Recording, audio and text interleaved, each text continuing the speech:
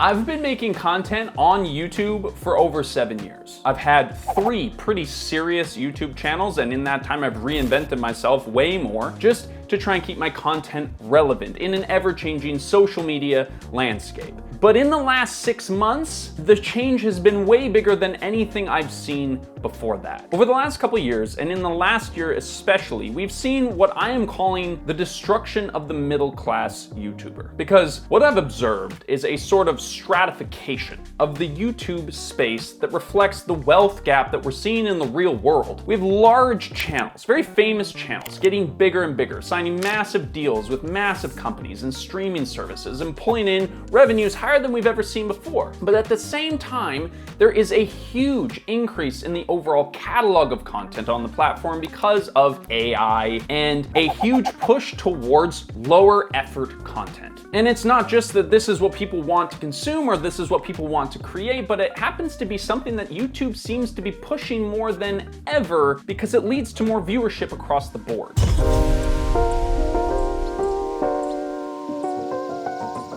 Now, I'm not saying that it's impossible to break out on this platform as a smaller creator. People are doing it all the time. But the ability to build an audience now with our algorithm-driven ecosystem now is just harder than ever. So you have the top end of the spectrum running away with all the money, and then you have this explosion of low quality content, usually made by AI, flooding the platform. And it's not leaving a lot in the middle. And this is what I've experienced as what I'm calling a middle-class YouTuber. So yes, I'm talking about my own personal experience here, but over the years we've seen other channels kind of like ours in this so-called middle who are struggling to maintain the level of content that they became known for 5-6 years ago. And I'm not even saying that this is YouTube's fault or that this is even a bad thing. Creators come and go. That's just kind of the way the internet works. And it's only those who are able to adapt who will stand the test of time. But what I'm sort of worried about is what this scenario is likely to create in the future. All right, so let's just clarify off the top, we're not closing down this channel, although we did come pretty close earlier this year, but we are seeing signs of a shift on this platform that is going to affect how we create content. And so I thought that a little retrospective and a little breakdown of why and what we're seeing might be interesting. So let's talk about what's happening. You might have seen some videos about how a lot of more well-established YouTube channels have been bought out by private equity fairly recently. Channels that I've enjoyed for years like Donut, Game Theory, Veritasium, Economics Explained, and so many more. Ironically, this story was broken by a smaller YouTube channel called McClure, who did a really great breakdown on how this is all happening. And if you want to get more into that, you should go and watch that video specifically. But what this private equity takeover means for the platform is that the content that gets produced is the content that is going to generate the most profit for shareholders. You start seeing more creator products and sponsorships and less of a focus on the sort of unique creator-led interests that might have made those channels popular and relatable in the first place. But in a lot of ways, this has also meant that the YouTuber ecosystem has seen a huge boost in the level of content that creators are producing at this scale. A private equity funded channel is way less likely to miss their weekly upload schedule. They have connections to big institutions and partnerships with bigger brands, and they may be able to connect and collaborate with larger creators in this network as well. But what is also happening is it's sort of draining the partnership opportunities from other more mid-tier creators who are left to compete with these massive teams, but without the budget. And look, I know this is just the marketplace operating as it normally does. But there is a second variable happening at the same time, which makes this even more difficult. We are in the AI creator landscape now, and that is shaking up what people watch online. Believe me, we've thought about using AI for this channel lots of times. We've had huge conversations about it, and every time we make the decision not to, because in some ways I think that the technology is not quite there and we actually want to pay us real people to make stuff. And maybe years down the road we'll look back on this decision and think, wow, that was just so stupid. But right now, the reality is it is impacting what people watch online today. You are probably watching ChatGPT facilitated videos right now, whether you know it or not. It is easier than ever to run a whole channel with AI. You can have ChatGPT write your script, you can record your voiceovers with AI, and you can have AI edit a bunch of B-roll together to make videos. And how do we know this? Well, because people are already starting to find whole YouTube channels that are run this way and exposing them. Ironically, again, this was done by a smaller creator. And there is just more and more of these channels gaining subscribers and publishing content, which is flooding this website and making it harder and harder for people, regular people, to stand out as creators. And this is actually not a new phenomenon on this platform either. For a long time, there has been a category of sort of finance gurus who will show you how to automate a YouTube channel to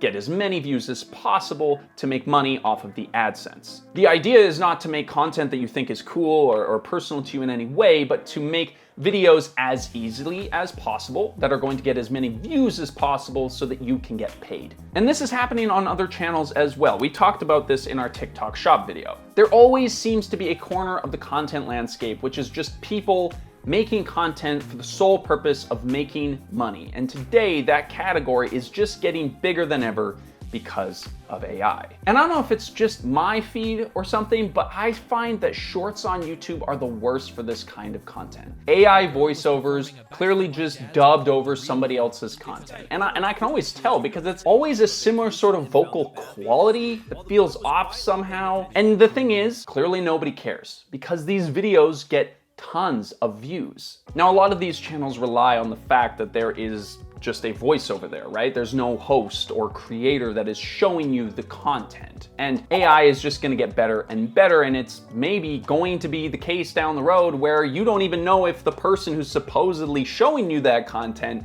is real or not either. And in some ways, I think that this has actually led to more interest in content from real people that are streaming content, in particular reaction style content. Now, I'm going to say I don't think that this is actually the worst development of this new modern internet world, but it is a shift towards a more low effort kind of content that we see being successful online today. And we on this channel have a very unique sort of insight to this because we are a part of that genre, weirdly. Hassan Piker, Asmongold, Atriop, and maybe others that we just haven't seen yet. Many of you are probably watching this video with Instagram open on your phones at the same time, which is why nobody saw it. No, better. They're watching it on a second monitor as someone reacts to it while they also play a League of Legends game.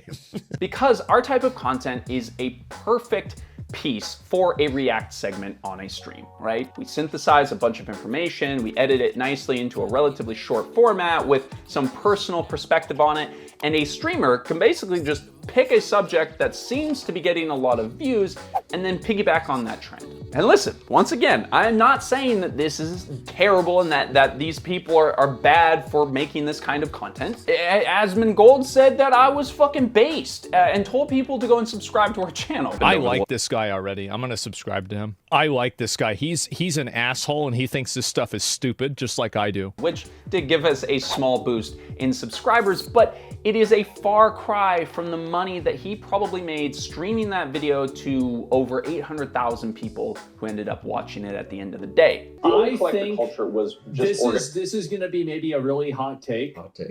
But I think collecting things is like almost a mental disorder. I think it's weird. And yes, I'm out here with my miniature violin, you know, just crying myself a river. Because that's just the reality, right? The creator landscape has changed, Levi, and maybe you're just redundant, old boy. You're 32 years old, your time is up.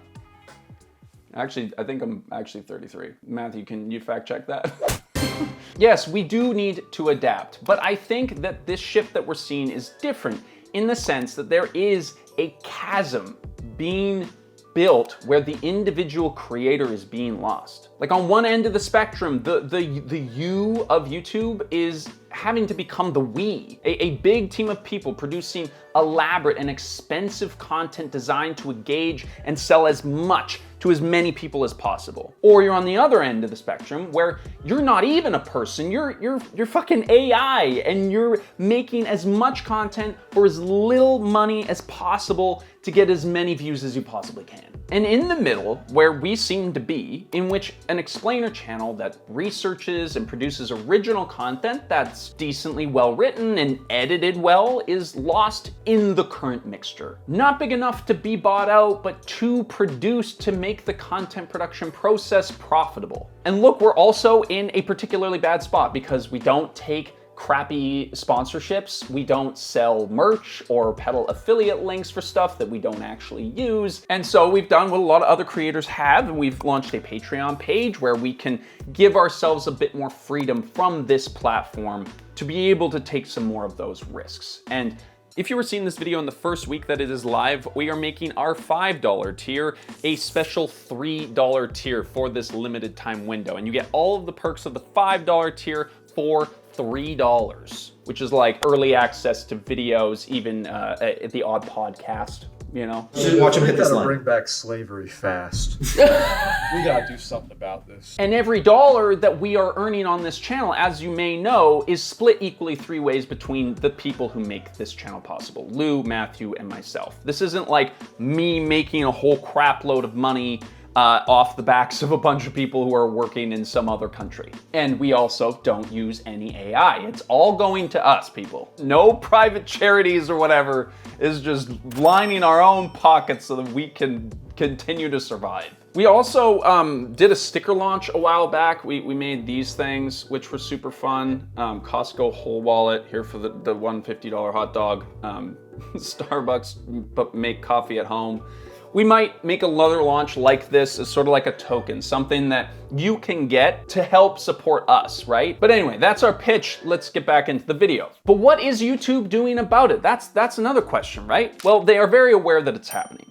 YouTube actually has a whole page on their website that looks like it was written to reassure a freaking out YouTuber about their future. But from what I can tell, they're basically just not going to stop anything AI generated. They're just giving content creators the ability to self-disclose if anything in their videos is AI generated. But what I think is likely to happen is that it's going to make the whole copyright and moderation process even more unpredictable. Because in the past, we've had videos taken down and demonetized for the smallest infractions. And then there was also that 4-month hiatus we took at the beginning of the year there, because the system right now just seems to be completely arbitrary and not very logical at all. Like, there was that one time we used 20 seconds of a Hans Zimmer song and got the entire video demonetized. But when a streamer with an audience 10 times the size of ours streams an entire video and monetizes it twice, we don't get any sort of cut of that. And of course, look, I know that's the rules, right? We signed up for it. When you upload videos to YouTube, you kind of give them a license to it, right? That can host it and share it and monetize it, etc. You own your content, but you don't own your account or the viewability of that content on this platform. Remember, YouTube's primary responsibility is not to the people who make content on their platform. It is to the advertisers who pay them. And we have seen that they will do just about anything to make sure that the relationship with those advertisers is going smoothly. So anytime that there's even something remotely controversial to do with its creators, YouTube basically gets rid of the problem immediately through deleting videos, demonetizing, or banning channels completely, and then puts all the responsibility onto the creators to figure it out. It doesn't matter how many times you reach out to them on Twitter. And knowing this, YouTube's lack of clarity when it comes to age restrictions, demonetization, community guideline strikes, and all of the other things just makes a lot more sense, right? And this isn't like it's new either. Markiplier talked about this back like 5 years ago when his account was getting random suspensions. Now at this point, I know we're not sharing anything completely groundbreaking, but the world has changed a lot in the last 3 years since we started this channel. And the future of how we create on this platform is going to be impacted by these policies. And this is where I think it's gonna go in the future.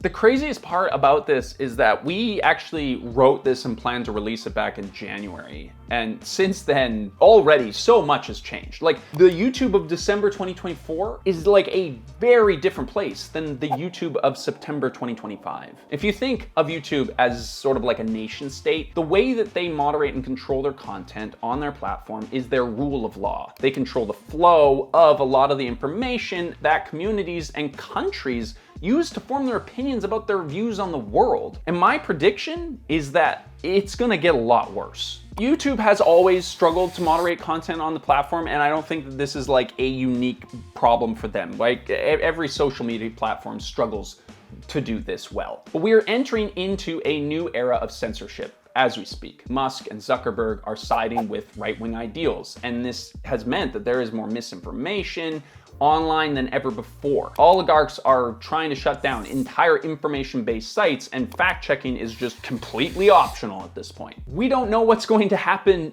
to the kind of discourse that goes on this platform, but all that we know for sure is that we aren't protected through YouTube in the ways that we thought we were. Hank Green says that YouTube functions as a government that runs the town that our business is on the street of. But it's less of a democracy and more of a dictatorship, because we don't elect who runs YouTube, and they don't work for us. They work for the shareholders. And of course, it has to be said that YouTube right now is the only one that pays creators even semi-fairly, the only one that gives us plaques when we hit certain milestones, and the only one that has a real dedicated support team of real people who they employ to help you optimize your channel. They're by far the best by a huge margin, but they unfortunately represent a low bar for the reality of what our online spaces are increasingly becoming. And as creators, we are now starting to realize that we need to diversify away from these billionaire platforms. And so if you are supporting us on here or on Patreon, you know what? It's just huge to know that we have any kind of audience that supports us. And if we're lucky, we'll be here every week